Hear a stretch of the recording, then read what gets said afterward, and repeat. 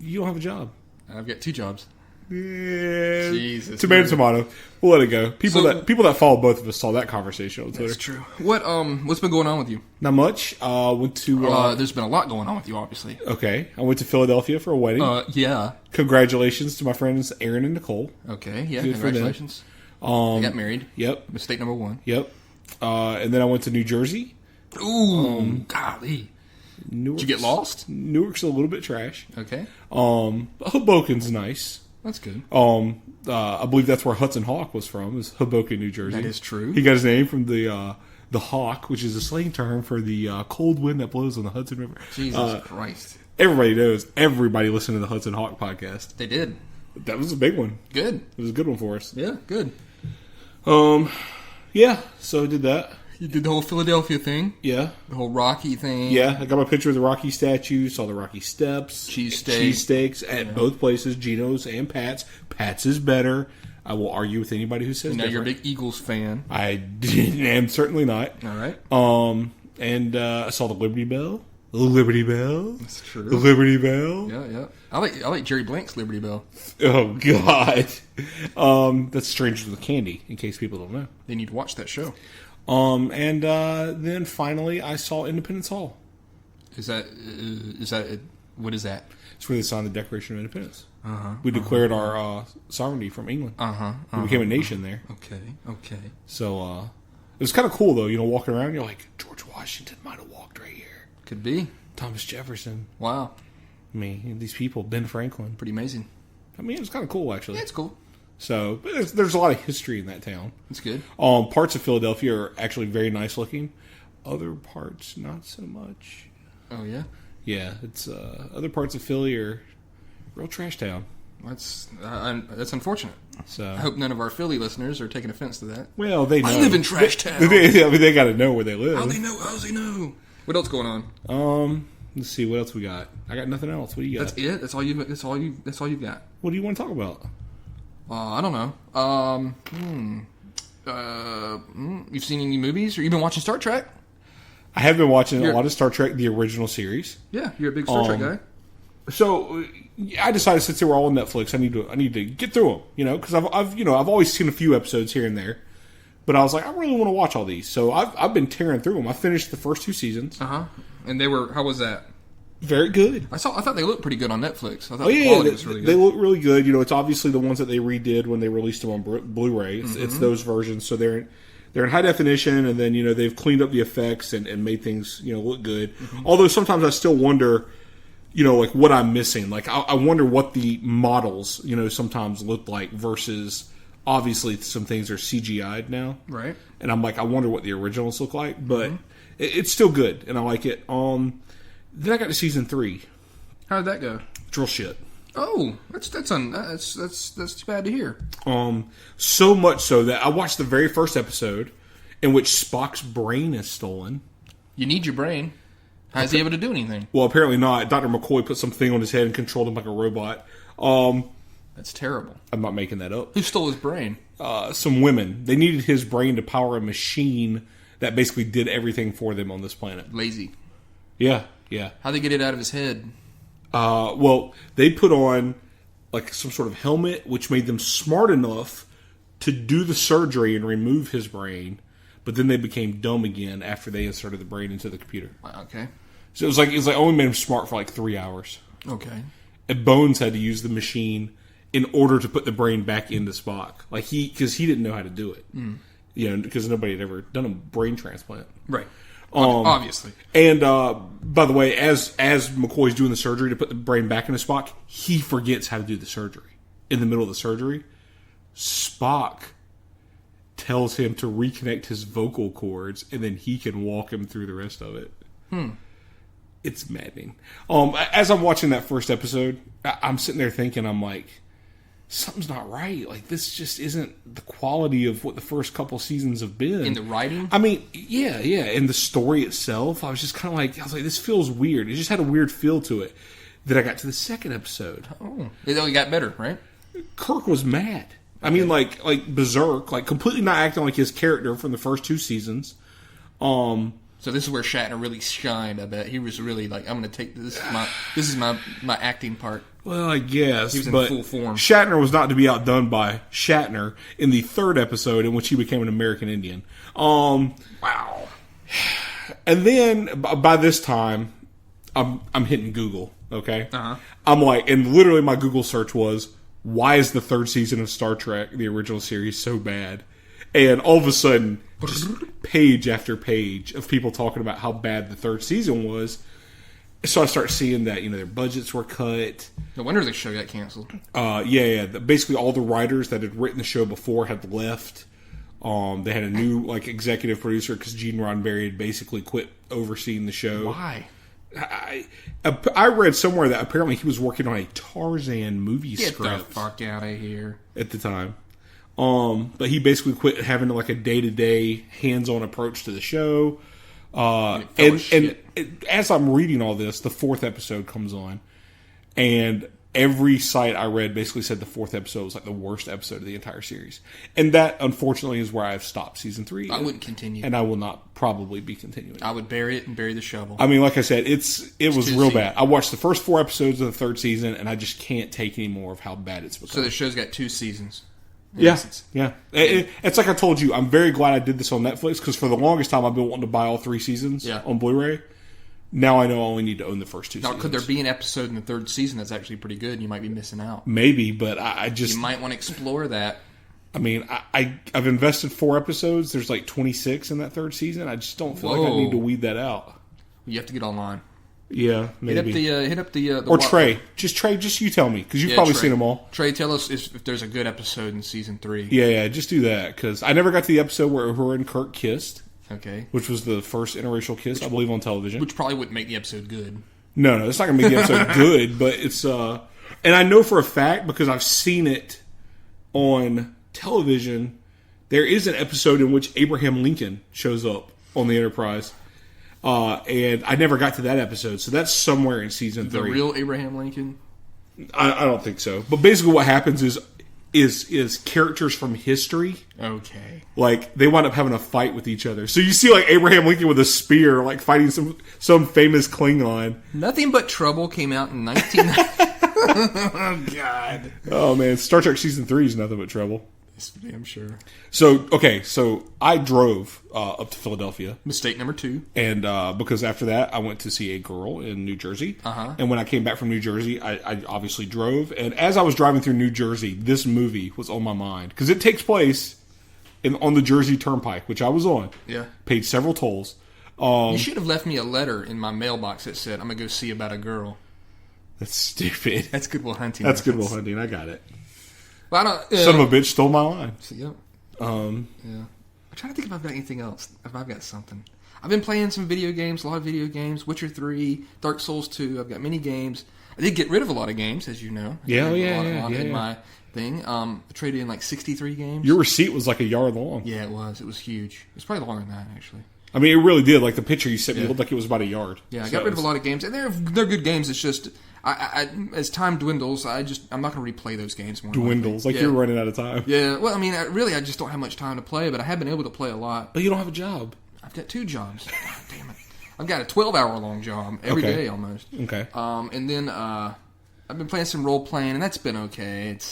I saw a tweet the other day. You had all your characters survive in a DCC game. I did. They all survived. That's just amazing. Just lucky. That's very rare from what I hear you talk about that game. It was just lucky, and every time I got an attack... Hold on a second. I got something I want to ask you about. Oh, shit. Are you going to be some sort of guest at Gen Con next year? GaryCon, something like that? No, I'm just going to go to GaryCon. You're just going to attend? Yes. I didn't know if you were going representing Mutant Epoch. Well, I'll be running the game. You'll run the game. Oh, okay. I won't be selling anything. Oh, okay. I thought you were going to be at a table with the guy that you work with, doing stuff. I wish. That would be great. Oh, that's something that we're trying to to be able to do at some point, maybe, to show up at a convention. But we'll see. But I'm definitely going. Yeah, that's back. I remember I just listened to that episode. It's enjoyable. It's in Vintage Go Ape, if you want to check that out. Yeah, Vintage Go Ape. Also known as Classic Go Ape. Classic. It's in the mid-20s and 30. It's part of the Go Ape mythos. Yeah. It's way back in episode 30. I like the mysticism. There's been stuff going on recently that we haven't even spoken about, which is incredible. Okay. I don't know. I was thinking about the other day. there's been things in the news or stuff that we were going to go see that, or we talked about that we didn't talk about. Well, we do need to talk about this because I didn't find out until I was literally pulling into Philadelphia. I was getting to the hotel. You called me on the phone. You told me Roddy Piper died. Yeah, Roddy Piper died. I was very sad about that. We both like Roddy Piper. Yeah. He was always one of those, just one of those great villains. He was a staple. He was a staple guy. Yeah. Yeah, it sucks. And he was one of those people I always liked. Like he only ever had the Intercontinental Belt one time in WWE. That's it. He was never world champion. He was never that nasty either. He was, no. He was like quasi. He was just good on the mic. Yeah. But now I do want to say this. He did have some moments of racism in some of his promos. Like some moments that you're kind of like when you look back, because I was watching some of his old stuff this week, and I was looking back and I was kind of like, probably should forget about this. Seems like they had a lot of that back then, though. Yeah. I mean, there's one point. Times. There's one point where he fights Bad News Brown and he does blackface before WrestleMania in a promo. And there's one time when he's interviewing Jimmy Superfly Snuka, and in order to make Jimmy Snuka feel more at home on set, he's like, let me make you feel more at home. And he starts pulling out, like, here's a pineapple for you. And here's some bananas. You like to eat bananas, don't you? And then, like, yeah, I mean, there was a couple times. There's some. It was part of the story. It was part of the story. Okay. It was the script that was given. We'll go with that. It was the script. Let's hope that that's the case. But no, I do like Roddy Piper a lot, and I hate that he died. I finally read that they did say it was a heart attack that he died of. Okay. It's just sad, man. He was 61. Yeah. 61 years old. We've done this before, with Dusty Rhodes. Yeah, we just did with Dusty Rhodes, man. It just sucks, dude. Two people that I loved from when I was a kid, man, are just gone now.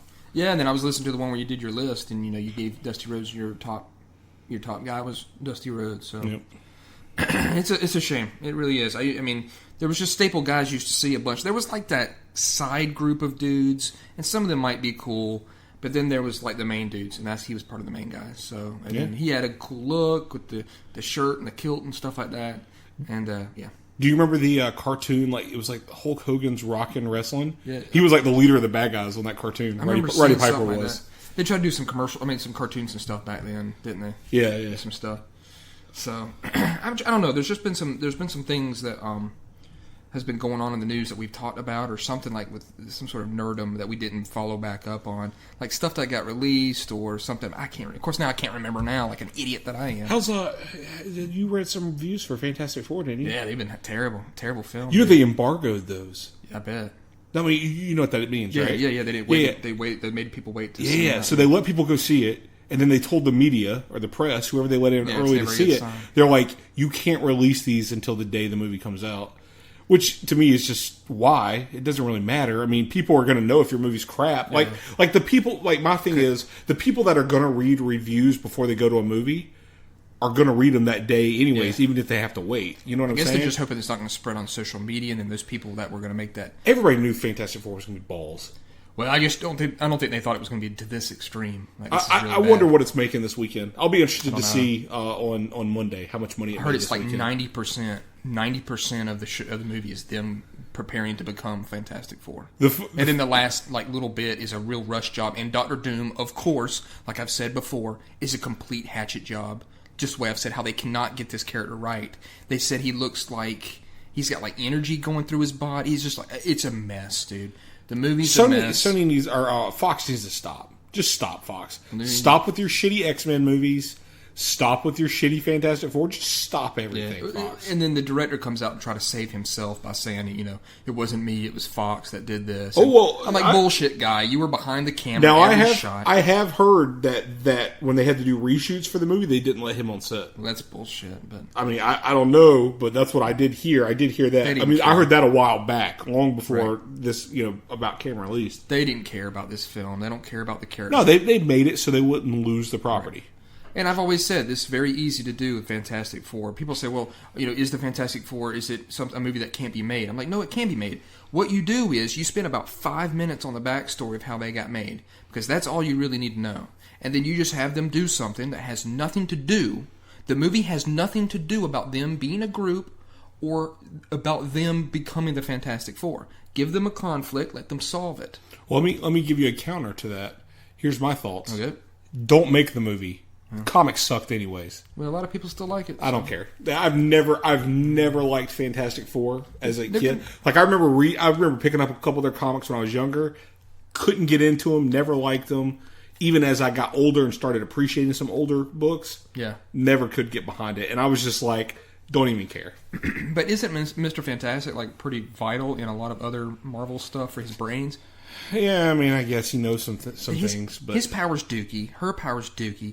The only two that got powers is the Thing and the fiery guy. The Johnny Human Torch. The Human Torch. Those are the two guys that have real powers. In the mid-'90s, they did something that I liked. The new Fantastic Four. Okay? It was Spider-Man, Wolverine, Hulk, Ghost Rider.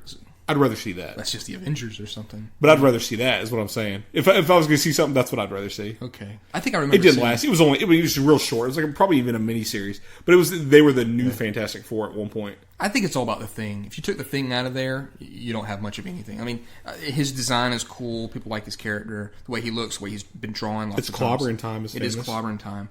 But this is a Dookie movie, and this is obviously something they just rushed out there to make. Just to keep the license, which I don't know why you'd keep a license if you're going to do so poorly with it.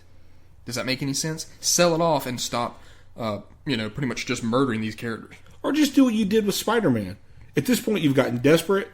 So, I mean, that's what Sony did. So just do that, 26 Rocks. Go to Marvel, say, let's do some splits on the proceeds. We'll just let you guys make the movie, and you just owe us some money. Yeah, we don't have any attachment. Because right now, you're just losing money. They really are. I'd like to see how much it makes too, because word of mouth. This is probably one of the biggest movies I've seen recently to have such poor word of mouth about. If you think about it, a lot of movies have been doing pretty well. That new Mission Impossible is supposed to be awesome. I heard Ant-Man was really good. Yeah, Ant-Man's good. Well, that's Marvel. They've got the formula down now, I think. I guess, but it's unfortunate that happened. But oh well. I don't like whenever a director comes out though and says, once it's out that. I wasn't able. I don't know. There's much more to it, obviously, than that. But oh well, that's that. What else we got? I can't remember. There was something I was going to bring up. I was listening to some episodes a little while ago that we were going to talk about some stuff happening, and you probably wanted to talk about the GOP debate. You're a big GOP guy, like me. I don't want to talk about that at all. No. Okay. No. Don't want to discuss it. Okay. No. I don't know, dude. I'm probably screwed up about something, but oh well. We'll get on to this movie. Okay. And then maybe if I remember it, we'll talk about it then. Yeah, that's probably what our listeners are here for, is nothing but trouble. This is nothing but trouble. A lot of our listeners might not even have heard of this movie. Yeah, probably not. It's not a well-known film. I don't remember how I ever saw it for the first time. Nor I. I remember, I saw it when I was a kid. I don't think you ever saw it till I made you watch it, right? No, we had seen it, and I don't know if it was something that we recorded. I mean, it was recorded, we watched it on HBO or something like that, or it was on... It might have been like something. Yeah, that's probably how I saw it for the first time. It was like HBO or Showtime, maybe at a friend's house when I was a kid or something. Let me start by saying this. Disclaimer, you probably don't want to watch this movie. It's an acquired taste. Well, I don't know. I think I'll kind of sum it up once we get to the end. Okay. But I do think that it's just a forgotten piece of shit. Really. All right, give us a little background on this movie. Right, it came out in 1991. Okay. It was directed by Dan Aykroyd. This is his only film, first and only directing credits. There's a reason for that. There's a reason why. So obviously at the time, Dan Aykroyd brought in some of his buddies along. So Chevy Chase is the main character in the movie. He plays Chris. He does, yes. Okay, and another person, his buddy at the time, was John Candy, who we both enjoy. Yep. I will say that I do not like him in this film at all. He plays a character named Dennis, and he also plays a character named Eldona. Which, by the way, for all my notes, I wrote Aldona with an A, but it was turned out to be Eldona. And female Candy. Yeah, he plays basically the sister to his male character. So John Candy plays two roles, a male and a female. And I never liked that. And not even as a gimmick, not even as a comedy. It's just terrible. And it also stars Demi Moore. She was an actress at one point. I don't know what she does that now. used to be in a bunch of movies in the 90s. I think in the last 10 years she's been famous for marrying and divorcing Ashton Kutcher. A child. Yeah. She is pleasing upon the eyes, and she has been through most of her career of being in a movie, and that's one of the reasons why she's in this movie. Okay. It's not for her acting. No, not in their. So it's the budget was. How much do you think the budget was? I believe I've read this. I think it was around 40-something million, right? $40 million. $40 million. Okay. It brought in $100 million. $8.4 million. 8.4. That's what they refer to as a box office flop. That is a huge flop. It didn't even make a quarter of what it cost to make the film. That is amazing. By the way, where'd that $40 million go? That set. That's where that money went. The set. I gotta say that, and I believe John Candy and Chevy Chase's pockets had to have gone to them. I mean, it's so. Thanks to the Wikipedia people out there. This movie was supposedly based on the bizarre experience that he had with rural police. Dan Aykroyd did, and speeding in 1978. So this is from his own. Dude, if this actually happened, it's based on a bizarre experience he had. I doubt it happened like this. I would love to talk to him in real life and know and find out the truth behind that. Like you got to tell me what really happened. Yeah, I know. That's the story I want to hear. And then I'll just read this from again Wikipedia. According to one biography, Chase knew that the film was going to be the worst film he would ever make. That says a lot. But because of his friendship with Aykroyd, he accepted the role of Chris Thorne. Reflecting on the film sometime later, many years later, it was noted as an unfortunate turning point in Aykroyd's career that as the director, writer, and star, left only Aykroyd to blame for the film's spectacular failure. So now let's talk about this for a second. He really ate it. Now, Dan Aykroyd, though he did do the screenplay, his brother actually wrote this movie. I believe his brother had the story. Peter Aykroyd, I think, had the story credits, and I think Dan Aykroyd did the screenplay. And the screenplay is what you feed off of. That's right. Now, and I'm not at all excusing his directing, because obviously a bad director makes a bad movie, i.e., Phantom Menace. Right. But a terrible director. But like Dan Aykroyd's written good movies. What has he written before? Ghostbuster films with Harold Ramis. Never heard of those. I only know the new one that's coming out. Okay. He might have had a hand in Caddyshack as well. Okay. I mean, yeah, I'm certain he's a fine writer. He's written good stuff. All the scripts, he's probably written scripts since they're alive. Somewhere this went awry. Well, somewhere in Vulcanvania. Well, it won the 1991 Razzie Award for Worst Supporting Actor for Dan Aykroyd. So he did get an award out of it for Worst Supporting Actor. Okay. And it was nominated for 5 others. Worst Picture, lost to Hudson Hawk. Worst Actress, Demi Moore, who lost to Sean Young for A Kiss Before Dying. Okay. Worst Supporting Actress, John Candy. Okay. In Drag. Also lost, of course, to Sean Young. Worst Director, lost to Michael Lehman for Hudson Hawk. So these really go hand in hand, these two. This was a shitty fucking year for bad movies. And Worst Screenplay also lost to Hudson Hawk. So this is the second billing to... It's better than Hudson Hawk. Do you agree with that? Do you agree with that? Oh, I'll think about that at the end. I'll give you that answer here. I don't know if I can think about that. Yeah, I want you to think about that while we're doing this review. If this movie is really worse than Hudson Hawk. I don't know, dude. Because I mean, for you, I'm saying for you, because of course I love Hudson Hawk, and I definitely think this movie is worse than Hudson Hawk. But which is funny because I think in our episode of Hudson Hawk, you thought that I loved that movie all the way through it until the end, which I called it fucking clown shoes. It was a real shock for me that you did not like the film. Yeah, I didn't get that. Movie starts off in New York City. You see the Twin Towers, and that's obviously it's a night flyby with a long credit scene. Yeah, which is typical of the movies of the time. Yes, they don't do credits anymore at the start of movies. I remember when that started to fade out. And anytime a movie had credits at the start, you used to get real mad. You were like, "What? What's with these fucking credits at the start of the movie?"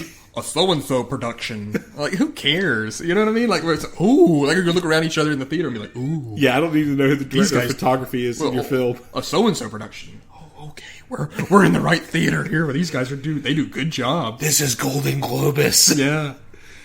It shows and there's music playing, so on and so forth. Yeah, I think it was Ray Charles. It was Ray Charles. Okay. I looked that up subsequently and so forth. All right. Chevy Chase is getting out of a cab. He gives the doorman a newsletter financial publishing paper. Mm-hmm. He's a financial advisor. Yes, Chris Thorne is his name. Yep. I will not probably refer to him as that ever. Yeah, I called him Chevy for all my notes. Of course. How many Chevys do you know? You got to use Chevy. He, which is funny because it's spelled Chevy. I know. Nah. Church. But he publishes Thorne Weekly, which is a financial letter telling people what to invest in. Okay, big deal. Well, it's kind of a big deal that he's a financial investor. He's not a banker. That's right. He's not a banker. So we'll get to that. So he shows up to his building. He's throwing a party. Yeah, he's got a party going on. Yeah. And Demi Moore with 2 dogs show up when he's trying to get on the elevator. Yeah. And the elevator is very, very, very tiny. It's about, I'd say, 4 feet across? Yeah. Probably so. I wouldn't have been able to share an elevator with anybody in that. Well, maybe her. Maybe. She starts crying for some reason. Did you get that? I put poorly. Yeah, terrible acting right there. I mean, the acting's real bad for her crying in this scene. Yeah, and she looks. Go to your printer if you've got one, and take off a piece of paper. That's the color of her in this movie. She's like super white. I don't know what's going on with her in this film. You know, she only wore white the whole film. Yeah, very white. She wore white the first scene you see her, and then when she comes back to the party, and then the next morning, she's wearing white again. I'm sure that's supposed to be symbolic of something. I guess. She starts crying. Did you pick up on the reason? Just because she had basically just broke up with her boyfriend. Okay. And she's got her 2 dogs. Yeah. She's got a bunch of stuff in her hand. Yeah. And she sees she sees the thing in his hand that he's got the paper or something. Right. Trash. Basically talking about her boyfriend that she just broke up with, who she's also the lawyer for. Very convenient. Okay. Is about to do some real estate deal. Yeah, some land deal. Yeah. So she instantly gets pissed off because she doesn't know about it, and she's supposed to be his lawyer. Even if they've broken up, she's still supposed to be his lawyer. And she snatches it out of his hands and puts a bunch of things in Chevy's hands. Yeah. She shoves all her shit into Chevy's hands. And then when the door opens up, she leaves. And this is my first laugh of the film, actual laugh. Yeah, I put Brandon laughs at 4 minutes and 50 seconds in. Yeah, I was impressed because they were few and far between. Yeah, I think you laughed 2 times in the movie, maybe 3. I think it was 2 or 3. She's got his hands are full, and he's like, "Thanks for the espresso maker and the bag of shit." And he's got a bag of shit from her dogs, which was funny because I didn't expect him to say that. It's Chevy's way of doing it, and to be honest with you, it's probably not as funny unless Chevy was saying it like that. So right. I mean, that's pure Chevy, the way that he did that. And that really is the thing about him. I think his delivery is just really good when he's given the proper tools. You know, the script is there for him. Yeah. It's fantastic, but I don't think he was given it very many times in this movie at all. Not at all. And I wouldn't be surprised if he didn't ad-lib. Or maybe he said, let's make her have like a little bag here, so I can say, "And the bag of shit." So, he's like, you got to come to my place. This is before this happens. He's like, I've got this party going, let you unwind. Of course, she's easy on the eyes, so he wants to try to hook up with her. You pick that up pretty quick. And, like you said, there's a landfill deal. She's the lawyer. And they go to this party, I guess. Yeah, she shows up at his apartment for the party. She shows up at the party. And basically, she apologizes for crying. Mm-hmm. She says, "I saw this whole thing, blah, blah, blah." And he says, "Well, you shouldn't get involved with this guy. He's a real scam artist." And then that's when she basically says, like, "Yeah, I know. He was my boyfriend. Are you going to go to this? Are you going to go, saying to Chevy, are you going to go to this thing? Because I need to check out this deal." And he's like, no, I'm not going to go to it. She's like, "Well, can I borrow your car?" They just met. Yeah. "Can I borrow your car?" It is New York City, though. And I think like cars are like rare possessions, maybe to some people. They've never had a car. I guess it's also been voted friendliest city in America. So remember that? Yeah, remember that vote? It tied with Charleston. That's right. It tied with Charleston. I know that. I remember Taj living there. He was like, "I haven't been in a car in forever." Like it had been a long time for him to have a car. Yeah. So she wanted to borrow his car so she could drive to Atlantic City. And at the party are some Brazilianaires. These are millionaires that live. They're from Brazil, and it's called Brazilianaires. Mm-hmm. And it's a sister-brother duo. Ronaldo and Fausto. Okay, I didn't even try to write that down or even think about it. Okay. I just call them Brazilians or Brazilianaires. That's what I wrote down. I've seen the movie many times. Yeah. They also converse back and forth, and there's some language roles I had to do, which I failed a couple of them as I wasn't paying attention. Basically what happened here was they heard Chevy Chase say, "I'll drive you to Atlantic City," and they're like, "Drive? We want to go for a ride." Yeah. So they're like, "We'll see you in the morning." And he basically, as they leave, he's like, "Yeah, okay, sure." Demi Moore says, "They're Brazilianaires. They don't wake up till 2 p.m. We'll never see them again." But then okay. So the next day, Chevy, he was just going to give the car. He was like, he's hungover or something, or I don't know. Yeah, which, by the way, okay, so now the doorman is getting his car, so I guess he doubles as a valet. I guess so. And I guess he doesn't really have to dress nice for work No. because he's wearing his clothes, obviously, from the night before with like just a t-shirt. Yeah, and a hat. I was like, Doorman's what? hat. It didn't make any sense to me. It's cutting down on the budget. We got to use the same guy. That was Dan Aykroyd's brother, by the way. Yeah, okay. He wasn't going to go at first, but then when they see the door open up to the elevator and they see Demi Moore standing there, looking all hot, they googly eyes each other, and he's throwing back the keys, and he's ready to go with her now. Yeah. You know, I guess he doesn't remember how she looked before. Well, he was very hungover. I guess so. So they're taking off in his BMW, which plays a key. It's a key factor in the movie. His BMWs. They're going through the parking lot, the parking garage, and as the door opens up to the garage, there's the Brazilianaires. So they are up and ready to go. And they even comment, I bet you didn't think we'd make it. But they did. They want to go to Atlantic City. Yep. And so they're driving, and I remarked that it looked like the intro to Married with Children. Yeah. And the Brazilians are very talky in the back. Yeah. And they want to take a detour to have a picnic. Yeah, they packed a picnic, and they want to take a little detour to have it. This is really just... I mean, Dan Aykroyd writing this, or whoever, his brother, like, this is just a bad, like, plot thing. Like, we want to take a detour to make a picnic. There's also no rear projection screen in this entire scene. Terrible rear projection. It's really bad. But this is 91. This is a terrible, terrible time in filmmaking overall. Unless, if you didn't have the budget... $40 million is not... like I said, they put $40 million in that set, dude. The set is way, way beyond. That's what all the money went into.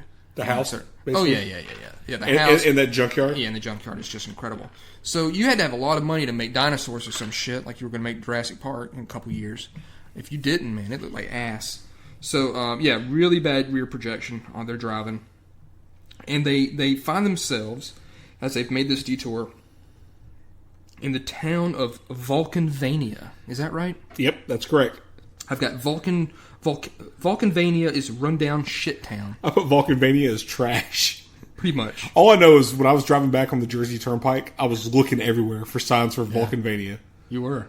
Because I was like, I watched this movie recently with my sister before I left, because she had never seen it. So I watched it with her. So I've seen this movie twice in 3 weeks. It's terrible. Just so you know.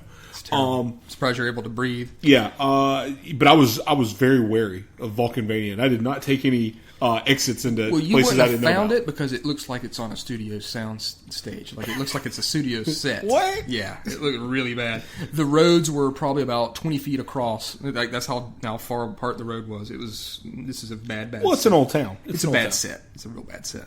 Yeah, it looked like something straight out of Hollywood Studios or something like that. So he runs a stop sign. Yep. Mistake number one. Mistake number two. Going to this fucking place. Taking a detour is mistake number one. Not stopping once you saw that you're getting deeper into Shitsville, which is Vulcanvania. I thought it was doing your friend a favor and starting his movie was mistake number one. Oh yeah, there's many mistakes. But my thing is, you're going into pretty much industrialized like RoboCop, OCP occupied Detroit. Right? Or you just keep on going. Or it's the set of Briscoe County Jr. You're driving into. Well, that's the thing. You're going into it. I'm like, you're going for a picnic, and you're getting more and more deeper in the shit when the ground is just billowing up smoke. Well, he even tells them, why, where are we supposed to get off to have this picnic? He's like, all this place is rundown coal towns, like all around here. Like, he tells them that. Like, I've been like, screw your picnic, man. You have it right here in the car for crying out loud. Yeah. But the place is absolute junk. He runs a stop sign. A cop sees it. Okay. The village constable. Yep. He gives chase. And, of course, the Brazilianaire guy wants him to outrun the cop. He's like, look, you got a BMW here. He's in a piece of crap car. Yeah, haul ass, dude. This BMW can take him on. And so it's a chase. All right? Yep. But you wouldn't know that because rear projection is not going any faster. It's the exact same speed. 10 miles per hour that's been going. And so they're going, and the cop he flips a switch and he gets like afterburners, manifolds. He gets some sort of manifold action going, and so he's able to keep up with them. And he's like, "Whoa, this cop's really fast!" And then the cop flips a detour sign, which closes a sign from both sides of the road. Barricade. Yeah, a barricade that barricades the road. It forces him to turn right, like into a quarry. Yeah, gravel-roaded strip mine area. Yeah. And as they're going, there's a chase scene there. There's trucks and stuff from this strip mine. And in the middle of the road is a female cop. She's got a rifle pointed at them. That makes them stop. Yep, finally. He is pulled out of the car, and he of course mocks him right before the doors open and the windows down. You know, get ready to meet Andy Griffith. You know, yeah, and it's John Candy. John Candy is the cop. I'm sorry, you didn't say it right. I put John Candy! Exclamation point. Whoa! I love John Candy. He's the original Canadian bacon. That is true. He's a ham, you see. So, yep. Chevy has to look at the badge of the cop to know where he is. It's written all around him. Literally, in front of him, there's a sign that says Vulcanvania. Behind him, there's a sign that says Vulcanvania. It's on the cop cars. It was on a massive sign as they pulled into town. Who has to look at someone's badge to realize where they are? Amazing. And he's under arrest for the running of the stop sign. Yeah. And John Candy says that he will waive the speeding charge. He'll waive the speeding charge. But he's under arrest. He's going to have to come back with him to meet the justice of the peace, the judge, in essence. That's what I wrote. The JP. Yeah, the JP. Or the Reeve. Yep. As they call him. His Shire Reeve? Is that his name? I guess so. I don't know. And so... Unless Shire Reeve is a title of a justice of the peace, like an old title going back to the 1800s, which is apparently how long this guy's been alive for. He's been alive for a very long time. So you got cop car, you got Chevy's car with the people in it, and behind it you've got the female cop car. And they're all driving to the justice of the peace, arrested. This would never happen in any type of law enforcement situation, but it's all good. This is a film that you're watching and not reality. Mm-hmm. And so they're going into this area that's, of course, desolate and destroyed looking, very bleak. And then all of a sudden you see strange metal sculptures as they're going over a drawbridge moat. Yeah. And there's all sorts of metal, like monsters and stuff, and other weird things all around this moat and drawbridge area. Yeah, I put drives them to an insane asylum. Pretty much. I put has a moat and drawbridge, looks terrifying. If you were being driven into this place, I don't know. I believe I'd have tried to I don't know. I would have tried to turn my car around and escape. Yeah, is very bizarre. There's music that's being pumped from loudspeakers in the trees. Yeah. Throughout this area, and they remark on that. And then I've got written here crazy shit all over the ground. Yeah. There's a whole bunch of toasters. Mountains of toasters. There's dolphins. I believe he says something about Flipper being dead. Yeah. Flipper died, they said. Yeah. It's supposed to be a comedy. There's just a whole bunch of junk everywhere to the ridiculous degree. Yeah. Okay. And this is what we're talking about with some of this budget. Yeah, the budget. They had to buy all this trash. I mean, I would think that Demi Moore cost some money. Chevy, he probably did it for cheap because his buddy Dan. There is a huge R&B band that shows up that probably took a lot of the money. So yeah, shit all over the ground. I said the place is out of a nightmare. Mounds of trash, cars, and debris. Yeah, we're talking like Texas Chainsaw Massacre looking area. And that is something that the movie is obviously trying to take on. Yeah, it's like a comedic Texas Chainsaw Massacre. Yeah, in essence. Except it's not a comedy. Not really. It's a failed comedy. There's a matte painting of a huge mounds of debris and trash. And I guess rundown cars, like the whole, the skeletons of cars. I love matte paintings in films. Yeah, they're great. So, the house, they get up to the house, and the house is like something out of a horror movie. Yeah. Shit in every corner, shit going up and down the stairs. Yeah. It's old, rickety old house, plaster, holes, the walls, cracks, everything you can think of, debris all over the ground. And they're told by the female cop, I never got her name, that their car has been impounded. Okay? Instantly. Yep. The only two cops in this movie... They instantly impounded the car. They've somehow impounded the car, even though they escorted them into the house. Car impounded. Yeah. So they're gonna be seen in front of the... I'd call him the judge. That's all I'm gonna say. Sure. The judge. Sure. They're to be seen in front of the judge. There's a bench, and they're in this old-looking room, courtroom, and all of a sudden, whenever he announces that the judge is coming, it's like music starts playing. I've got the judge's courtroom has music and automated shit. I put sideshow. Yeah. That's what I put. It's a sideshow. Pictures start flipping. A picture of badges turns into a woodland scene of some shit. Things start flipping around. The whole place looks like something you'd see in like a Ghost Valley in the Sky in like Pigeon Forge, Tennessee. Like, I don't know. It looks like something weird. Some sort of weird thing you'd see like in Frontierland in Disney World. Okay. And so it starts flipping around, and then Did he come from the sky this time, or the ground, or from the side? He basically came from the back, sliding forward. Yep.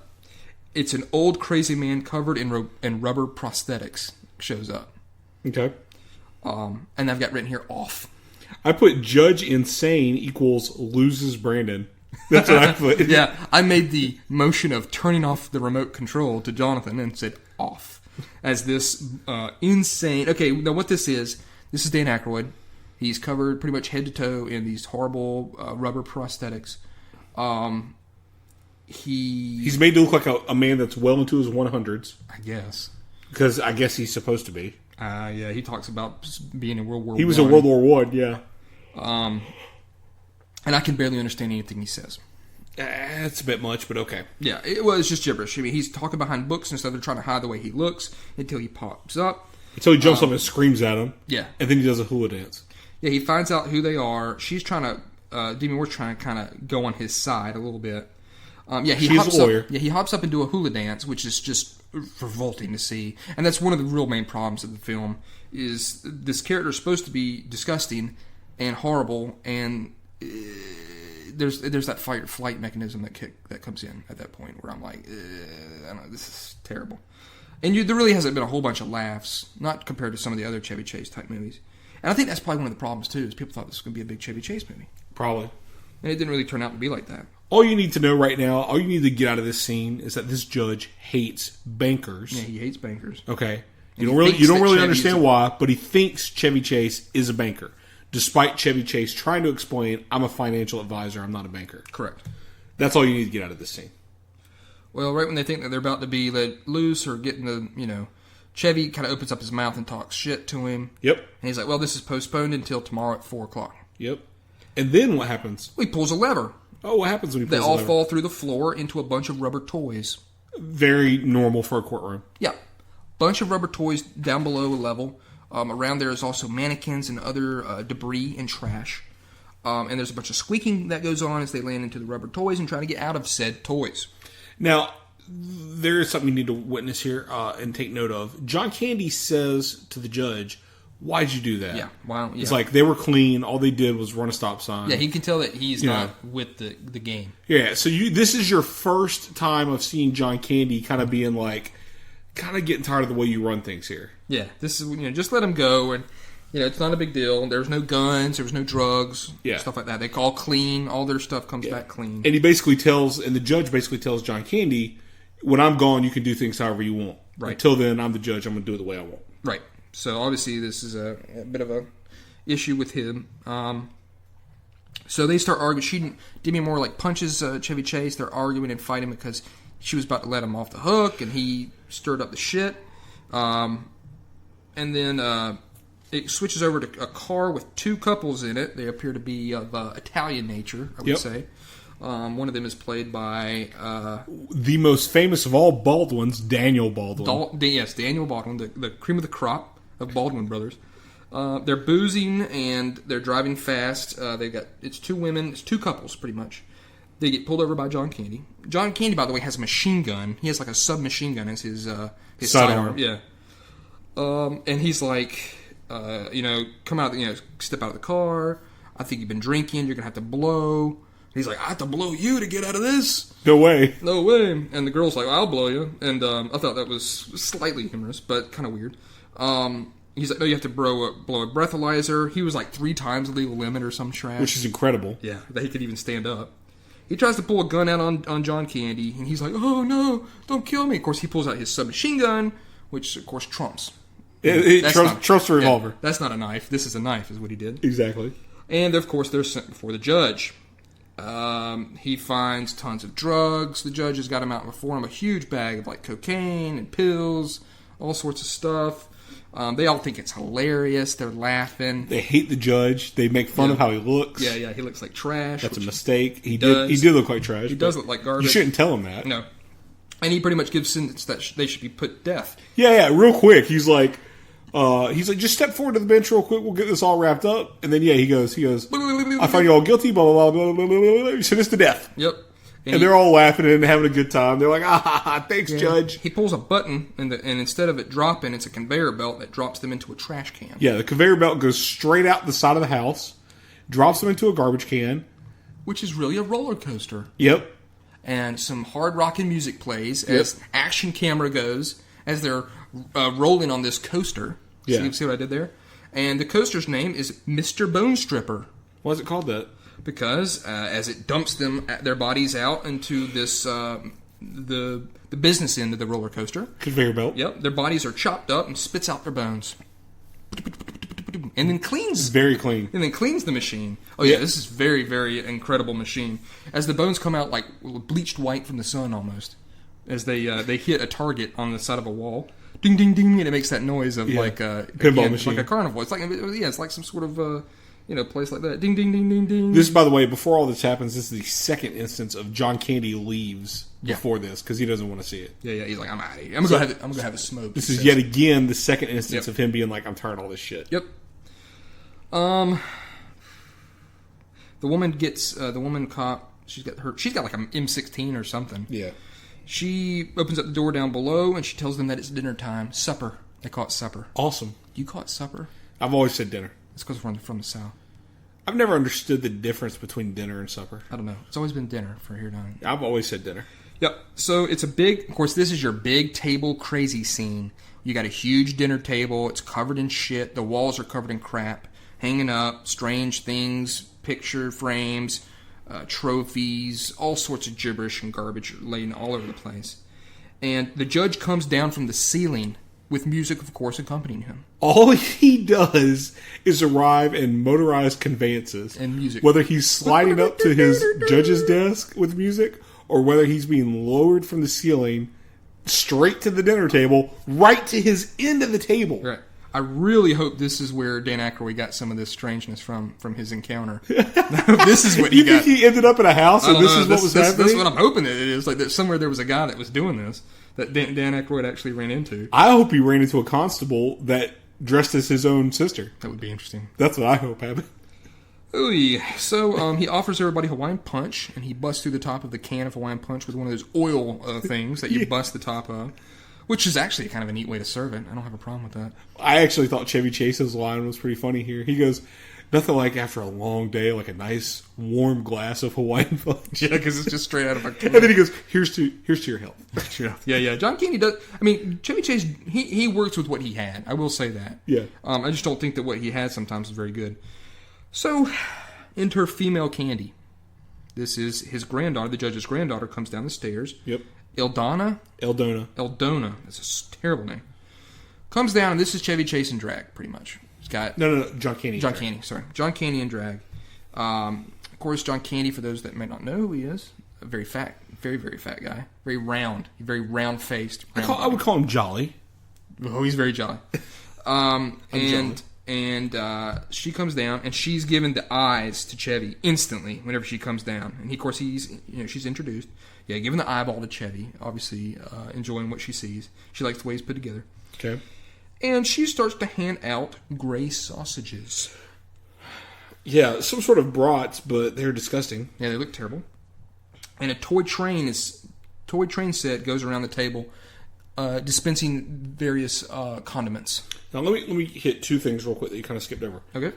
Number one, John Candy, male John Candy, not Eldona, Dennis is his name, offers Demi Moore some ants on a log, right, which are celery sticks with peanut butter and raisins on them. They're pretty good. Demi Moore picks this up like it's the most disgusting thing she's ever had to touch. City folk. I guess that's what that's ridiculous. Yeah, like overdoing it. Like you've never touched celery in your life. Celery, peanut butter. What? I mean, it's just complete madness. Like, yeah, she picks it up with like just the tip of her fingers, and it flopping around with it. Yeah, it like flops around, and she like sets it on her plate like it's a problem. Way dramatic. Also, she's not seen Temple of Doom. While they're waiting for the brats to come out for dinner, I guess they're bratwurst. They're disgusting. I don't know what the fuck they are. The judge tells why he hates bankers, which is essentially when he went off to World War I. This is where I stopped paying attention. Some guy came in and convinced his father to basically let the land be strip mined so they could get to whatever I guess was supposedly in the ground, and it basically started like coal fires underneath the earth, which are still burning, and it's basically stripped out the land and destroyed their area. Right, and now they live in a shit land. Yeah, and that's why he hates bankers. Because he blames it all on these people. Chevy's still like, I'm not a banker, I'm a financial blah blah. Yeah. So yeah, handing out the toy train set, goes around the table, dispensing the condiments. Which is a pretty good idea, actually. Yeah, it's not a big deal. I mean, because it's a huge dining room table for 8 or 9 people. So why not put a train track around it, put your condiments on it, and then you just run the train, it goes around, and people can grab what they need. Seems fine to me. Yeah. Chevy Chase looks over at his nose. At the judge's nose. Yeah, the judge's nose. And they have changed the prosthetics to look like a dick's head, like the head of a dick. I don't understand why. I guess he wanted to see that the guy had the nose look like a dick, and so they changed the prosthetic to look like a dick. That's what Chevy Chase was seeing. I don't know. But it's like half a second. It's just weird. It's not funny. It looked dead on like a penis, though. Okay. It's I mean, if something looks like something, you don't have to really show me that. I kind of get it. It looks like a dick. But I guess you're really trying to hit me hard with the notion that it looks like a dick. I guess.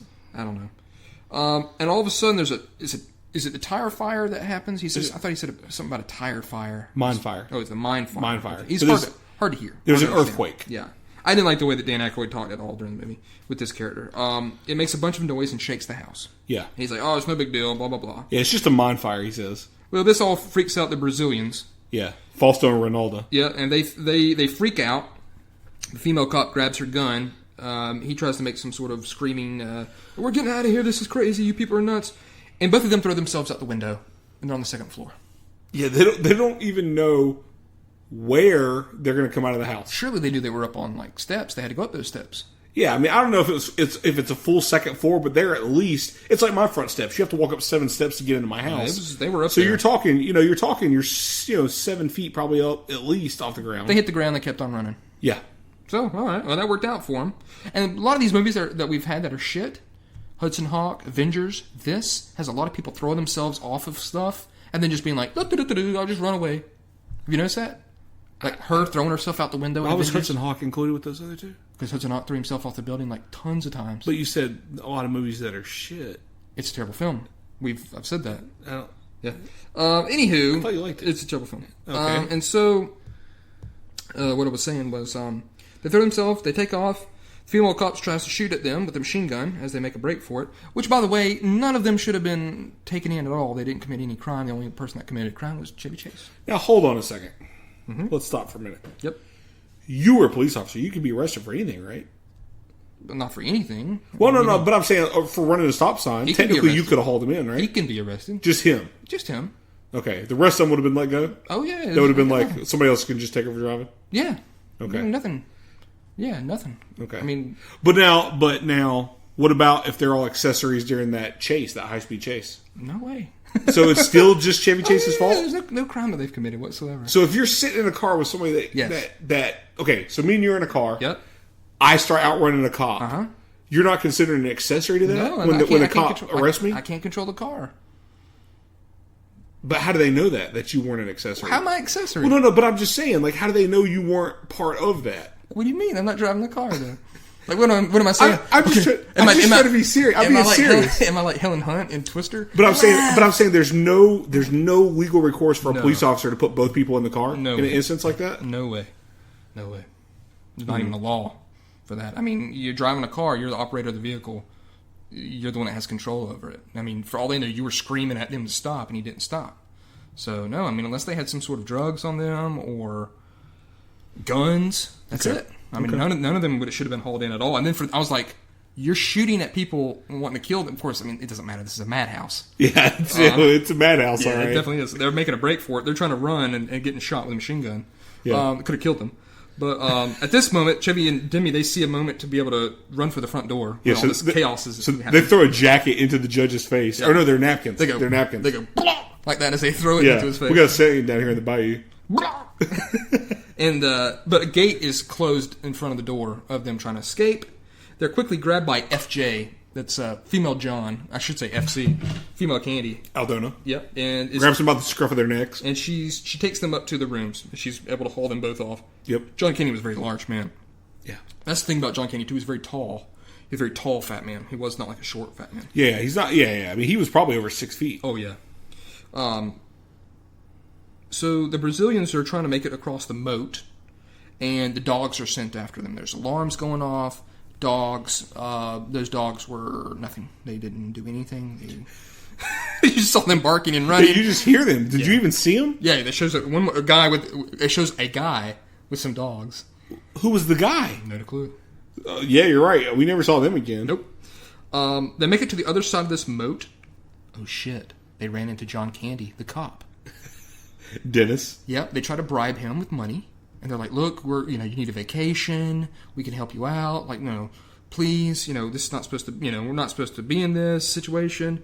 Well, John finally helps them. Dennis finally helps them and lets them hide. He goes, "Go hide over there." Okay, that's about all you see. As he's like, "Oh, here comes my." What does he say? I guess the other cop's coming, or my sister, or his cousin. His cousin's coming, and so yeah, he helps the original them hide. ditch witch. He says. Okay. So they're in the room that Chevy and Demi are, and the room is covered in papers. Again, it's old, disheveled room. It's a filth house. It's terrible. There's a fireplace. He's like, "I'm gonna get a fireplace going." And I'm like, "Well, you've got there's thousands of papers on the ground, so that's pretty good for him." And so he gets the fireplace going. They start talking, and then he's trying to get real close to her, and then all of a sudden she just starts kissing on him. Did you understand this scene? No.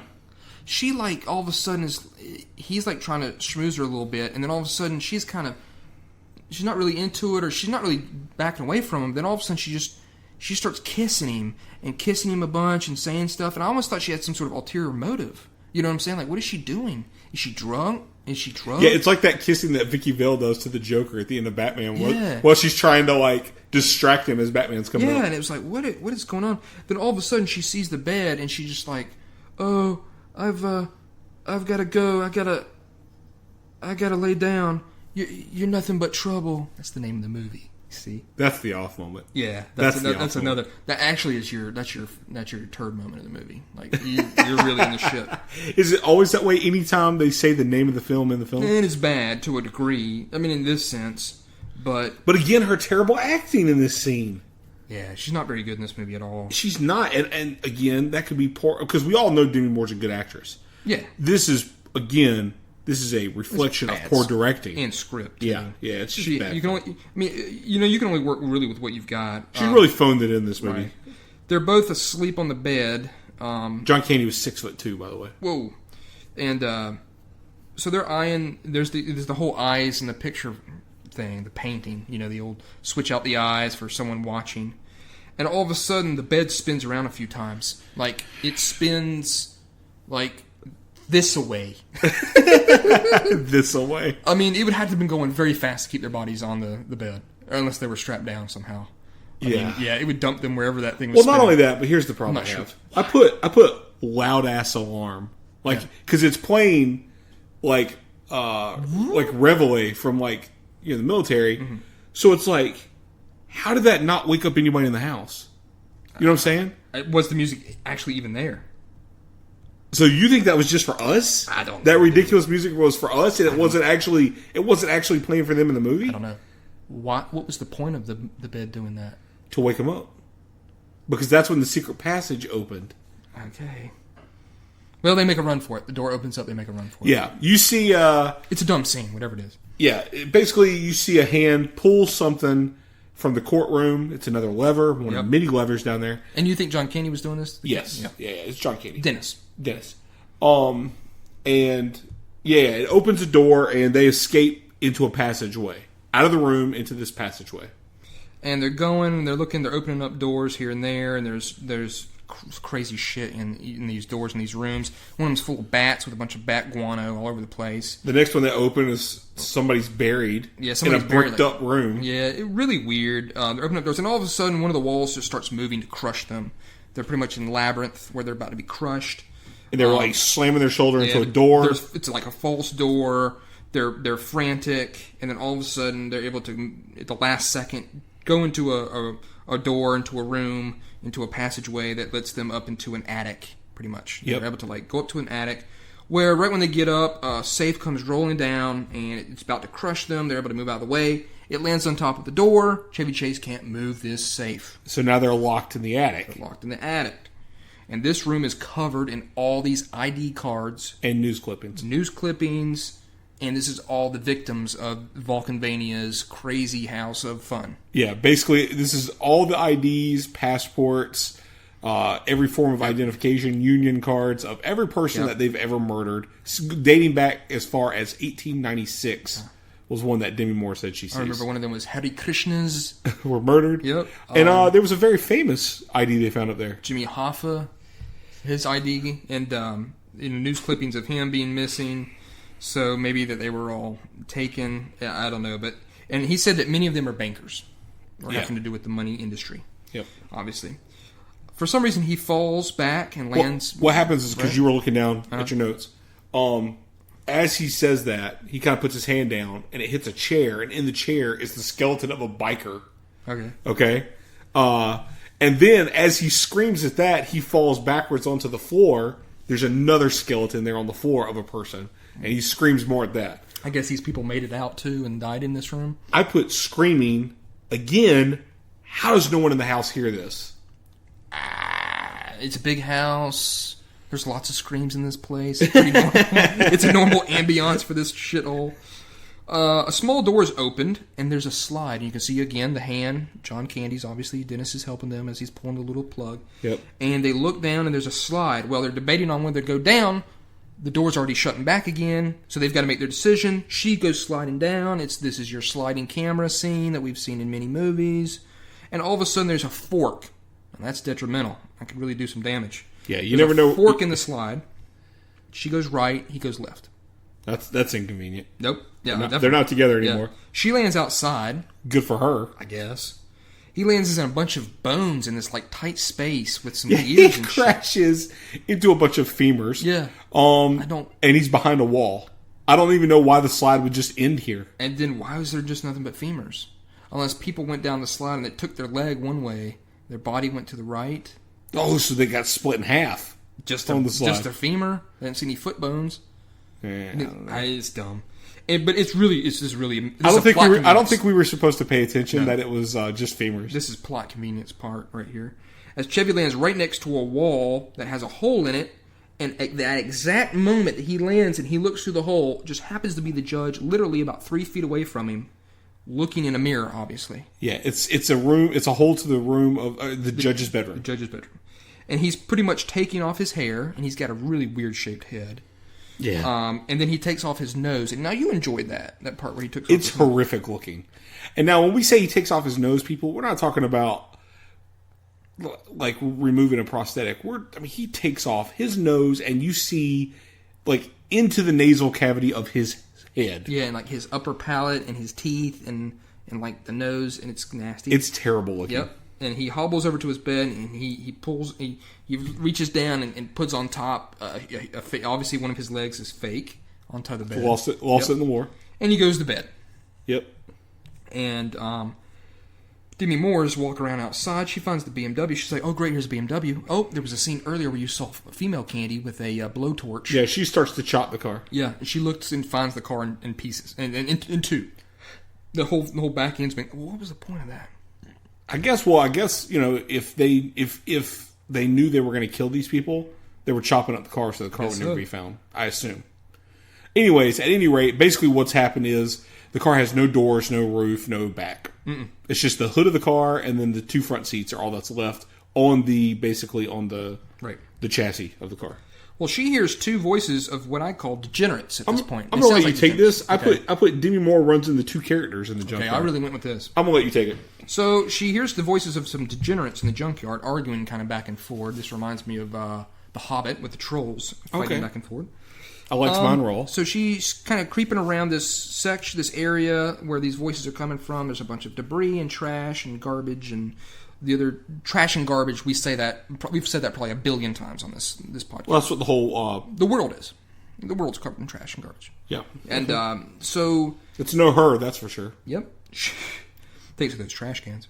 Movie's trash. So she she finally sees them, and I've got written here. Okay. They are terrible, dirty, sweaty, rubber-fleshed, bloated gut freaks. Gut freaks. They're not even humans. These are in essence boss creatures that should take multiple gunshots and shotgun blasts to the face to kill. It's one boss fight. The both of them are one boss fight. And when you die, there's some sort of quick time event to kill them. When you have to hit some buttons to splay open their huge, disgusting guts. It's terrible. Yeah, let me just do that again. Terrible, dirty, sweaty, rubber, flesh, bloated gut freaks. I want to murder these two. Oh, they're terrible. So I didn't catch their names because their names are like one of them is Blobly and I believe it's Bobo and Lil Dobo. Lil Lil Dobo. Something like that. So one of them they're both played by Dan Aykroyd, is that right? One of them is one Dan of them Aykroyd. is the other one is somebody. Generic guy. Guy, yeah. So it's terrible prosthetics. These things are abhorrent. It's, by the way, it's probably best that we don't know who the other guy is. That's true. Good for him. I'm certain, yeah. He slid under the radar in this movie. Probably so. He's nudging somebody right now saying, hey, that's me in that costume.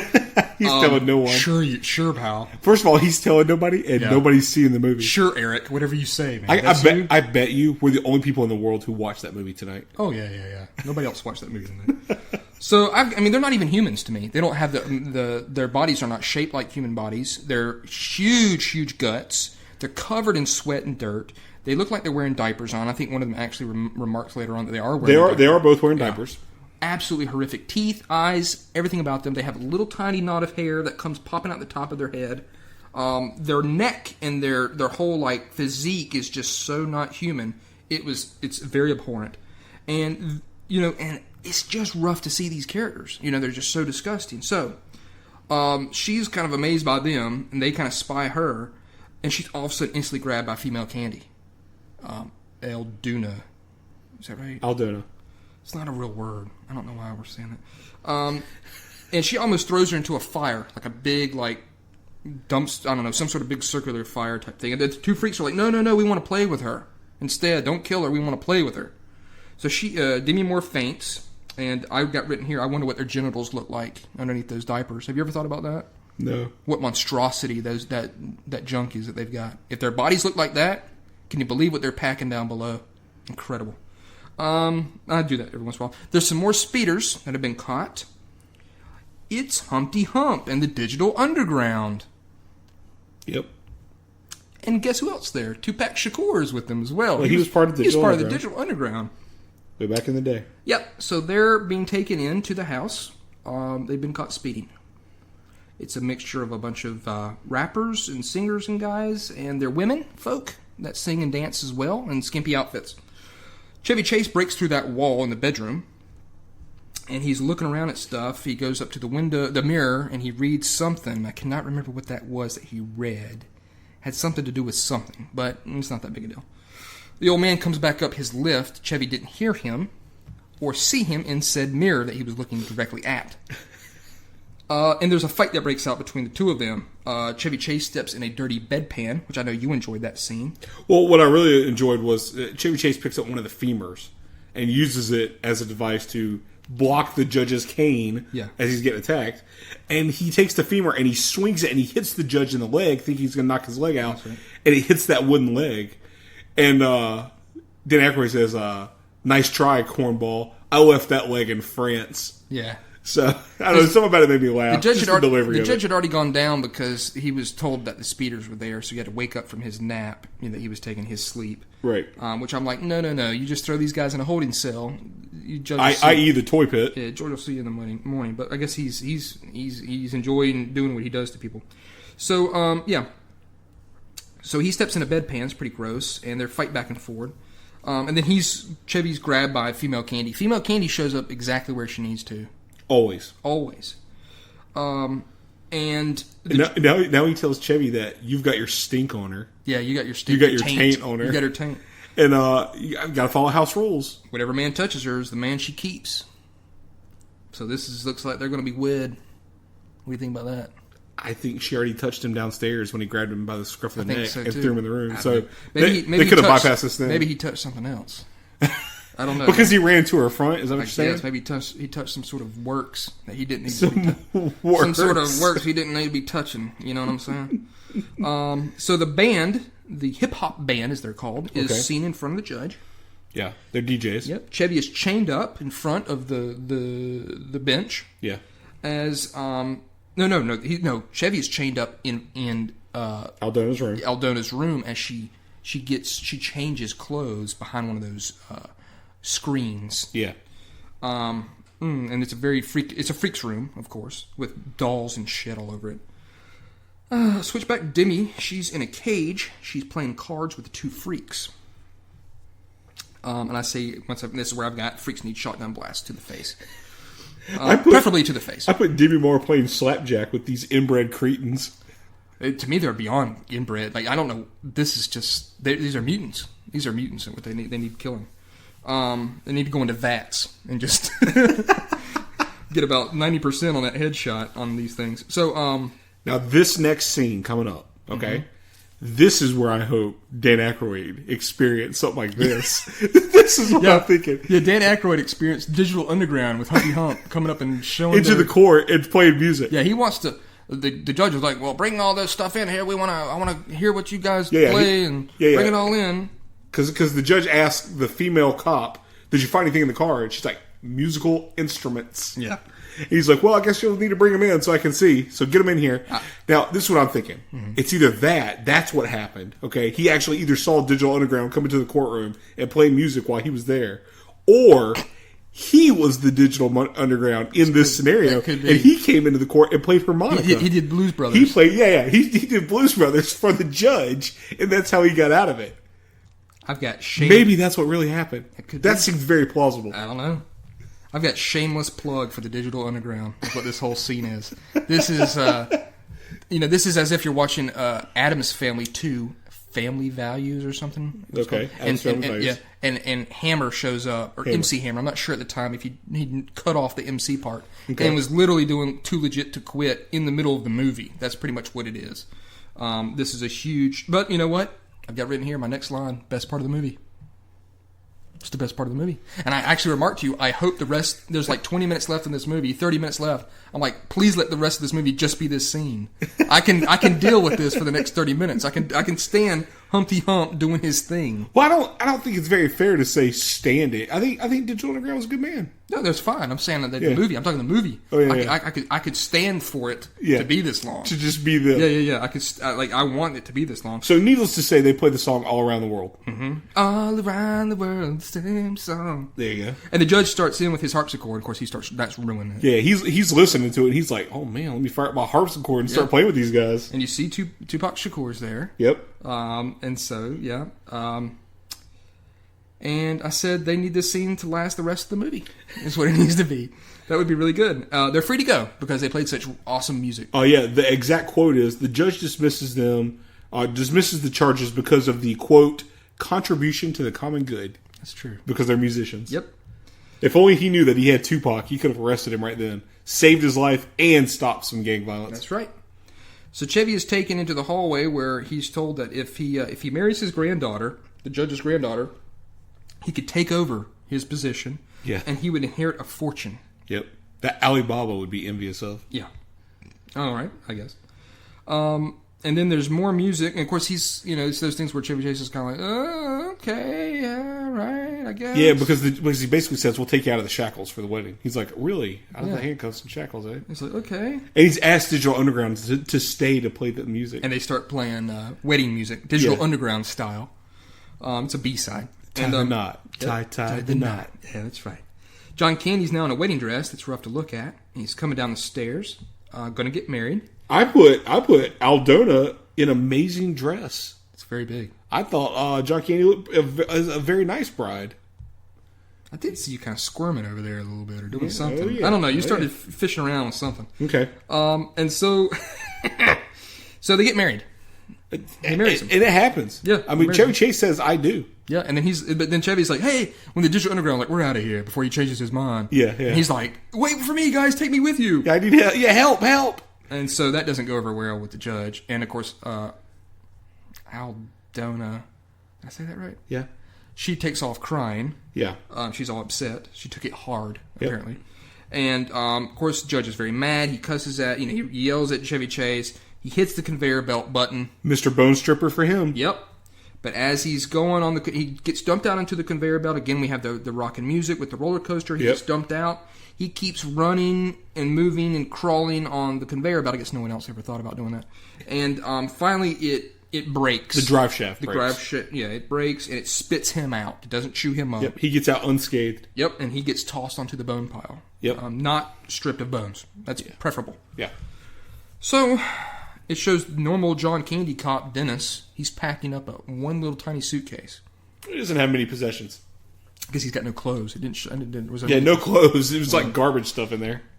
And so the judge goes and talks to Demi. He wants her to get on the radio and tell Chevy to turn himself in. Because if she doesn't, she's going to be cut up by some big death contraption. It's got like 4 blades that come down from the sky. Yeah, they've devised a maddening killing machine. Is what they've built there. Yes, I mean, you don't really need to go through all that. Basically, you tie somebody down to a table and it drops these 4 blades down on them and quarters them. And it shows that it's used by watermelons. Yeah. That they destroy. She gets on the horn and she pretty much instantly tells Chevy to run for it. Yeah, get the hell out of here. Strange. I'm kind of surprised she did that, but... Well, she changes her mind in just a few minutes. That's true. The judge grabs it back and he says that you've got 5 minutes. Or she's dead. And she's dead, so they start to strap her down. There's a countdown over the radio for Chevy, and Chevy is running around this place trying to figure out what to do and try to get closer to them. Right, because he's pretty far away. Yeah. He sees there's plenty of barrels and stuff like that. Yeah. And he sees a barrel and he tucks, was it his shirt? His jacket. His jacket. He tucks his jacket down into it, lights it, because he's a cigar man. He's got a lighter and he's got a cigar, and he tries to do his cigar every once in a while. It's his thing. Yeah. It's yeah. And so he rolls the barrel into a bunch of other barrels. Explosion. Quite an explosion. Right before they're about to kill her. There's a big explosion, and he runs up to Demi, frees her from the contraption. Yep. There's a couple more multiple explosions as they're running for it. There's mass pandemonium amongst the freaks. And they make it to the moat. Now, they hear a train, and they head towards it. The freaks and the female are in a car with a spotlight, and they're looking for them. Well, they start running after the train. They get on top of it, which it's pretty hard to do, but I guess they did it. The female cop shoots at them as they make it away. Yep. On top of the train. So they're sitting on top of the train, taking it, I guess, riding it wherever it goes. It's better than the Vulcanvania. Yeah, better where they are. It clips over to them. They've obviously been washed and cleaned and read to. Yep. And they're drawing a map on a whiteboard. Pretty good map. Yeah. To the police. I thought Jared drew the map. Yeah. Jared Blando. And the state attorney general's there as well, and he's watching. They want to... Yeah. Yep. They're spelling out this whole murderous hellhole to these cops, basically. And the cops are like, well, if we're going to go there, we're going to need you to return with us. Yeah, you're going to need to help us out with You're going to have to ID these people.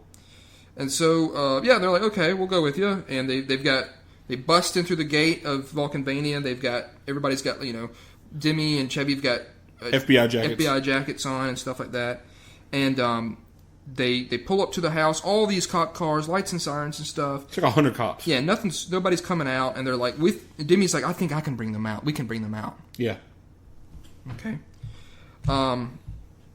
So they go and ring the doorbell. After a little while, the door opens up. The judge and female Candy opens up the door. They act like nothing's going on. Well, what are y'all doing? What are you people doing here? I don't really want to try to do his voice. His voice is so rough. And he says, she's like, this is, it's up. We got you now, Judge. Blah blah blah.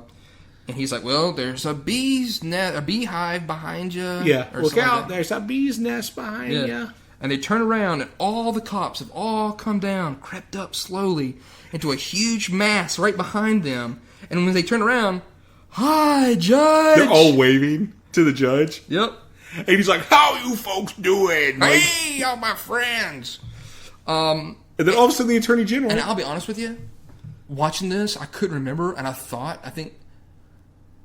Is Demi Moore part of this? Like, does she lure them back in there? Like, is she, could this be a big ruse? You know what I'm saying? Or something? Or she's turned?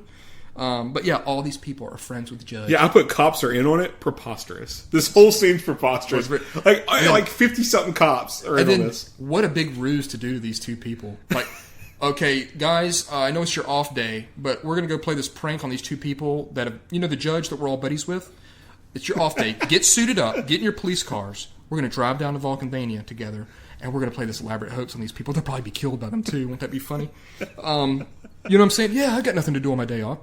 And so they're all like, oh shit. And they're both like, oh shit. They're all in on this. And the state general walks up and he's like, well, looks like, he's like, Alvin's a unique fellow and has a unique way of doing things, but he does get rid of some troublemakers, so we kind of turn a blind eye. Because a lot of the people that he did this to were shitheads. Yeah, they're always like drug addicts and stuff like that. And apparently bankers. But they're like, so we kind of turn a blind eye. And he's like, and now that you guys know what you know, we're going to have to come to some sort of agreement.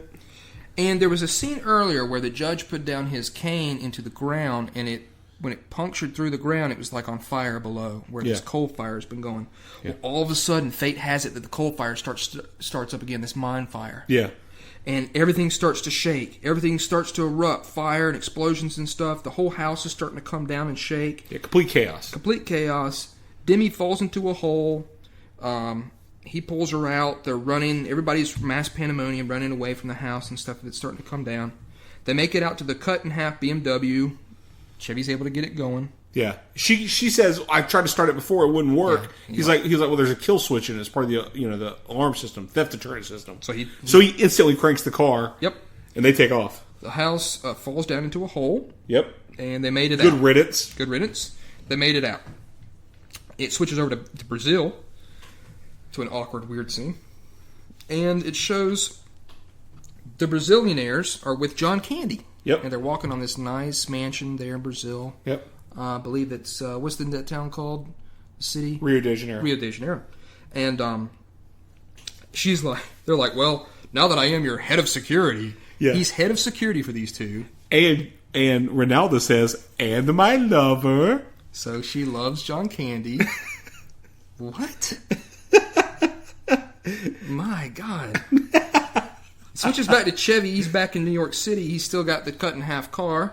He's having a napmare. Yeah. As he's taking a nap, and he's obviously still suffering from the effects of these freaks, these degenerates. Right. She says, oh, Demi comes in. She's like, oh, you're having a napmare. I'm gonna go take a shower. Napmare's a stupid term, by the way. Yeah, it's terrible. So Chevy, of course, like all movies, if something's going on in the news, you turn on the TV, it's on the channel, the news is on, and it's talking exactly about what you need to hear about. Yeah. So he turns on the TV, and that's how my job works. Yeah. He sees Vulcanvania is on. It says last night written up on the corner of the screen. Yeah. And it says, they talk about this big mine fire that destroyed this area in Vulcanvania. And there's a reporter, and she's walking amongst the debris and the fire and stuff like that. And she's like, well, here's one of the inhabitants here at Vulcanvania. We're going to go talk to him. And he's got like a blanket over him or something. He's messing through the trash. And the camera pans over to him. She goes to interview him, spin around. It's the judge. It's the judge. He survived. Well, I'm going to go see my grandson in New York City. Yeah, and he's got Chevy Chase's ID, and he holds it up. He holds it up. And he says basically that he's going to go live with him. Yeah, and the camera really zooms in on him and his face with that ID, and he's really mugging it up. And then what happens? I wish I could have taken a picture of Brandon's face, people, and put this on Twitter. The fucking bottom of the movie drops out is what happened. In the last 5 seconds of the movie, Chevy screams out when he sees that it's the judge and that they're coming for him. Yeah. And then all of a sudden you hear this explosion. The camera switches back to the wall behind Chevy, and it's like a cartoon cutout of his body exploding through the wall as he's apparently with the Looney Tunes lead up music. Yeah. Whoop! And he's thrown himself through the wall. And then credits. And then Humpty Hump and Digital Underground. That's the end of the flick. You were shocked at the end. Yeah. I was not expecting that at all. That's right up there with Batman and Robin type shit.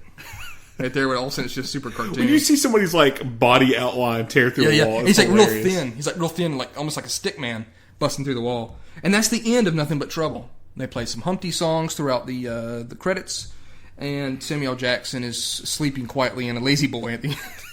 I don't know. That's Nothing But Trouble, 1991.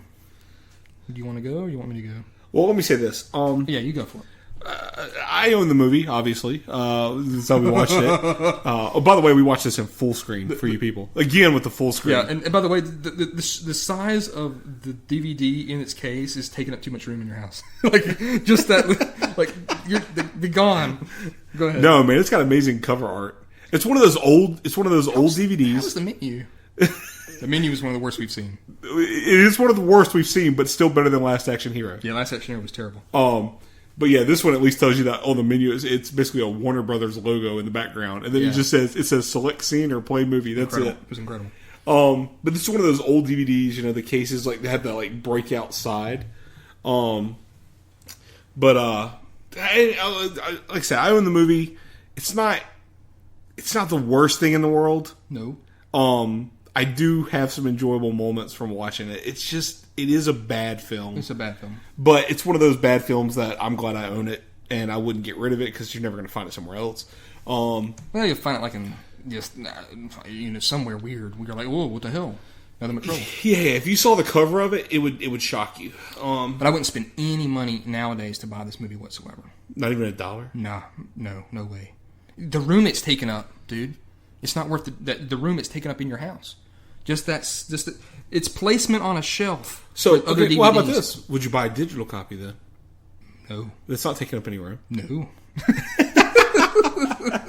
I'd rather buy Nutrageous. All right, here's the deal. I don't hate the film. It's not a great film by any means. I don't think it's a good film. It's not even like one of those good bad movies that we really enjoy, like Last Action Hero. If it was on, you would keep on moving. Yeah, it's not. Yeah, yes. I'll say that. It's not one of those movies. It's not one of my guilty pleasure movies that, like, if I'm flipping through channels and it's on, I'm going to sit there and keep watching it. I'd kind of be like, well, okay, in the back of my mind, this is on channel 47, but let me keep seeing what else is on it. If I can't find anything else, maybe I'll come back to it. Right. It's not one that I would come in the middle of it and just stop. No way. Yeah, I'd keep going. My eyes would glaze over. But like I said, I'm glad I own it. I would probably exclaim, ooh, if I saw it. Ooh. You know what I mean? Ooh. The only reason you would ever stop is if it was the Digital Underground scene. True. That's it. I wish that had it like a part on the menu that showed where it was, like on the guide on your TV. This is where the Digital Underground scene is. Yeah, that's about right. Go ahead. Okay. The comedy only comes from John Candy. Not John Candy, Chevy Chase. You've got John Candy. He makes no funny thing in the movie whatsoever. No. Dan Aykroyd's playing a character who is not Dan Aykroyd. It's this other terrible guy who's kind of hard... For me, he was hard to understand everything he was saying. And then he was saying stuff that was either old or outdated or something from an old man would say. And there's no comedy in that either. Demi Moore's not a funny person. Nobody in the movie is funny except for Chevy Chase. And his laughs that he gets are fleeting. They're very fleeting. They're here and there, and there's a spark of actual Chevy Chase here and there. If any other actor have played him in this role? Definitely. Did he help those scenes that he did get some laughs out of me or something from the way he delivers lines? Yes. So in essence, you're hoping that one person, one actor, and one character that has funny lines written into it. Because the fact of the matter is, the Dan Aykroyd old man bit is just not funny. And I think that Dan Aykroyd, when he made this, he thought this was going to be a hilarious character, and he's going to bring the movie together in some funny way. The two freaks that need to be murdered terribly for being horrible mutations of humanity, they're not laughter-inducing at all. They're abhorrent. And that's one of the problems, is that you're having to deal with other characters and people and actors that are not funny. Their lines are not funny. Their Brazilianaires have a couple of little funny things that are kind of funny or smirky laughs.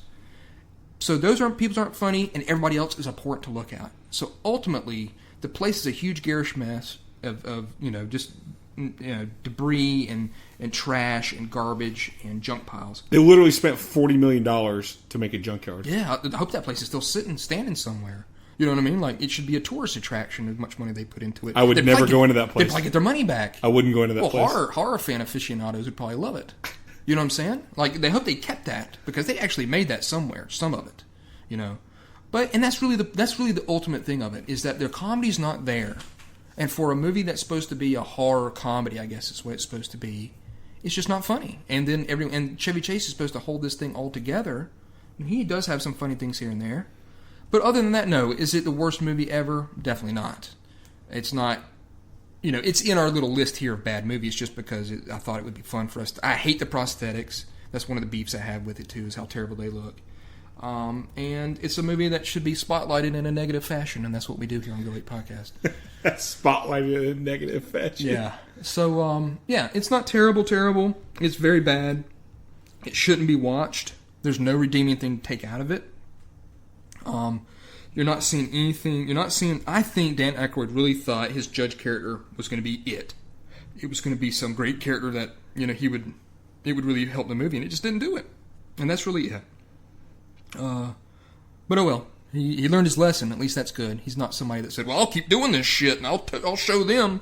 You know, he was like, oh, I'm not good at directing movies. And I don't think the direction was bad. I don't think camera angles or long shots or wasted shots. There were some weird choices he made overall. Like the dick nose scene completely fell flat. There's a lot of jokes that just fall flat. And yes, the only redeeming feature is to spotlight a living Tupac Shakur in a Digital Underground scene with Humpty Hump. That's the most redeeming thing of it. And a couple of Chevy Chase jokes, but I would rather you watch Fletch or any of the National Lampoon Vacation movies, and you'll get many more Chevy Chase jokes. You see what I'm saying? I'm looking at Rotten Tomatoes. 9%, right? 9%. One person said nothing but crap. That was one of the reviews. Shit sandwich. Here's an opposite side for it. Okay. Let's see what it wasn't the funniest or even the best movie ever made, but it certainly wasn't worst. I laughed at a lot of the jokes, and I enjoyed the characters. Although the huge baby twins were kind of disgusting. Baby twins. You'll like this one. I love Dan Aykroyd in this movie. I love the way his character talked, and his makeup effects were great. That's what somebody wrote.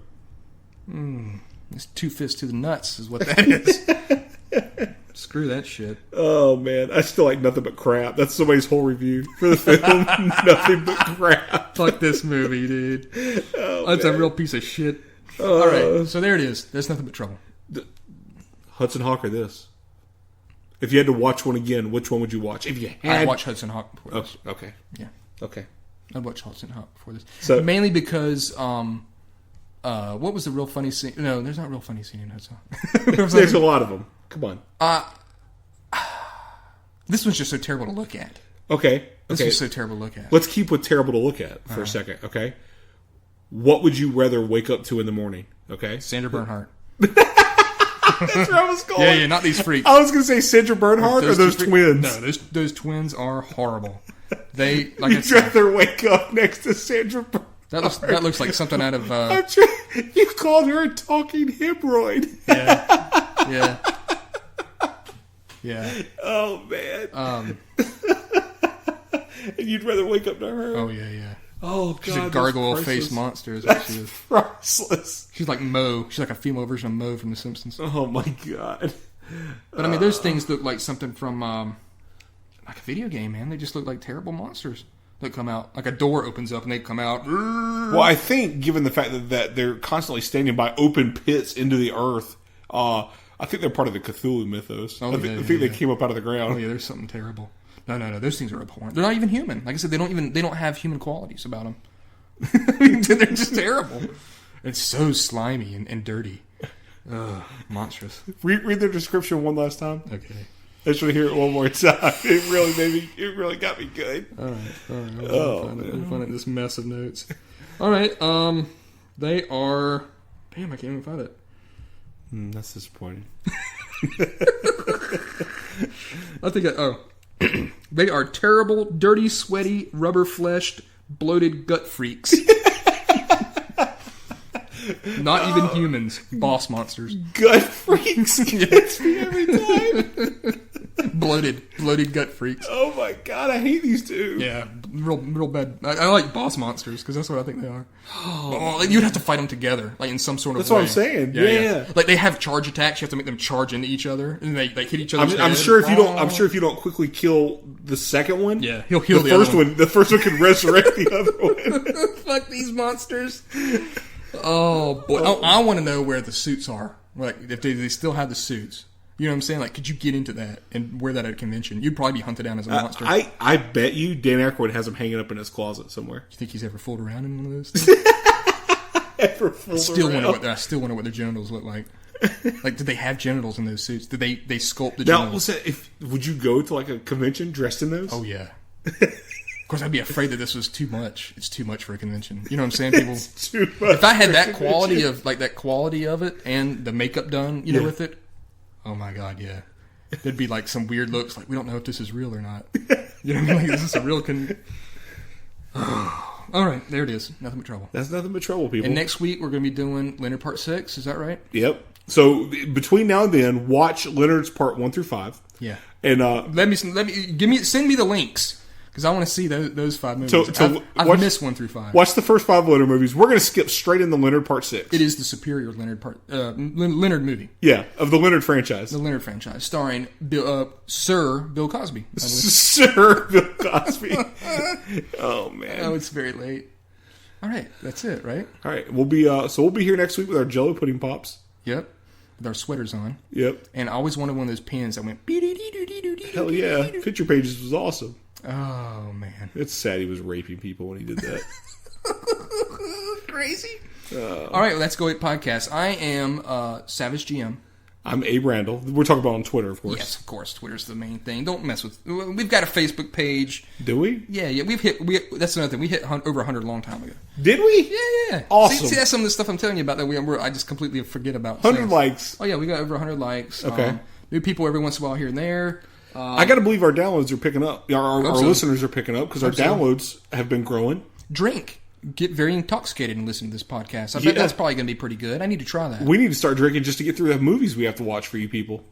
Fucking heroin is what I need. Jeez, that's terrible. Yeah. Slamming heroin to my veins. It's good. It's nice. All right. It's nice. Okay. All right. So there it is. We're Go 8 Podcast on Twitter. Thankful to our fans. Trey's got some homework to do. Yeah. What was the homework? He needs to find which episodes I do need to see from season 3 of Star Trek, the original series. He's pretty fast on the draw on that stuff. So. Yeah. Shout out to Joe Grimm, still an avid listener. Yep. Even though there's been some rocky roads there. What's happening? Some rocky paths. What's happening? Nothing we need to speak about. I'm certain Jared Lando's still out there. Rest in peace, Rick Crespo. I think that Russian gulag finally got him. We haven't heard from Rick in he tried ages. to climb a wall to get out. You have to climb this wall. Well, you know what? Here's the thing about Rick. He's a classic Go Ape listener. That's true. He only likes the old stuff. Yeah, he's from the classic. Man, I don't classic deal with that Go new Ape. shit. What was the other ones? What was it? It's Vintage. either classic or vintage Go Ape. He's like, I don't deal with that new shit. Or Go Ape throwback. That's what we call it. It's got sugar, real pure cane sugar in it. Yeah. So that's that's what we got. All right. Well, we'll see you next week. And until then, Go Ape. Wait. Are we doing a song this week? I'm doing a song. Is it Humpty Hump? Of course it is. Ready? Okay. Yeah. There it is. Oh yeah.